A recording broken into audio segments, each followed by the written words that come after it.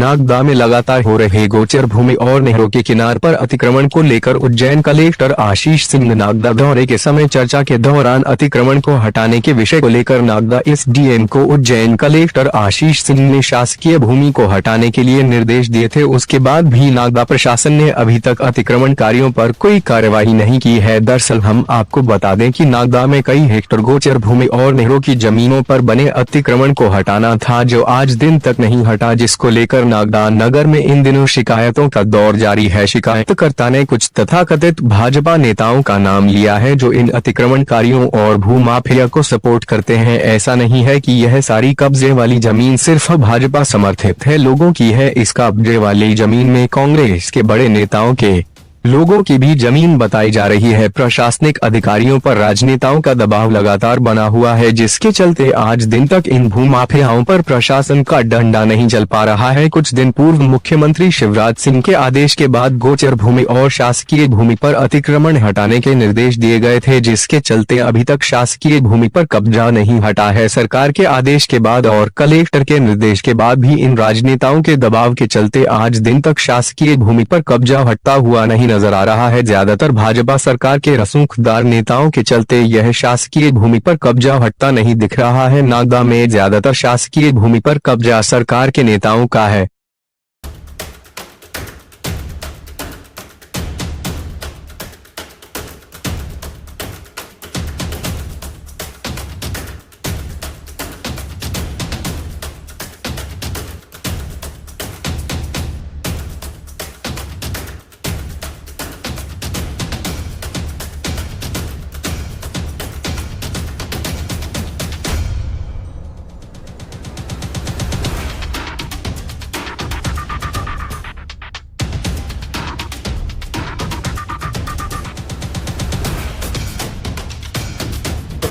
Sir, चमन नदी के किनारे पे मेतवास में भी सर बहुत सारे ईंट भट्टे वाले और निजी लोगों ने भी कब्जा कर रखा है।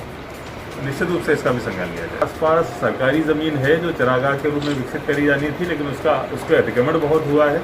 तो बड़ा गांव और बीकमपुर दोनों जगह लगभग 2-3 हेक्टेयर की ऐसी ज़मीन है जिस पर अतिक्रमण किया हुआ है सरकारी ज़मीन पे। उस अतिक्रमण को तत्काल हटाने के निर्देश एसडीएम को दिए हैं। ये भी सब शासकीय गोचर जमीन में आती है। इसके अंदर पौधारोपण और वृक्षारोपण के नाम पे, अखाड़े के नाम पर, मंदिर के नाम पर, मतलब लोगों ने अपनी कौन सी साजिश से कौन सी मंजिला है और इसको ट्रैक्टर से हकवा करके कोई घास बोरने के चक्कर में, कोई पेड़ पौधे लगाने के चक्कर में, अब इनकी कौन सी क्या मनता है, ये शासन प्रशासन मैंने पटवारी को भी अवगत कर दिया गया, जो कि आज तक वो आने को तैयार नहीं हुए। और ये मैंने 2013 में भी इसी मंदिर के आसपास में जमीन फाड़ी गई थी, जिसकी कार्रवाई की गई थी, जिससे वो जमीन तत्काल रोक दी गई थी।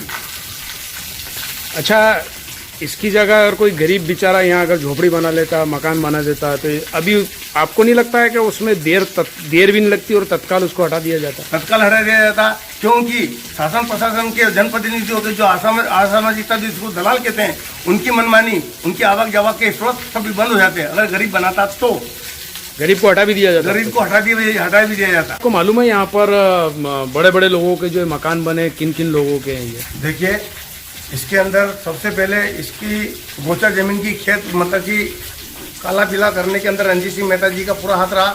उन्होंने इस मकान को पहले गुप्ता जी को बेचा, गुप्ता जी ने फिर डॉक्टर लहरी साहब को बेचा, डॉक्टर लहरी भी को भी नोटिस दे दिए गए।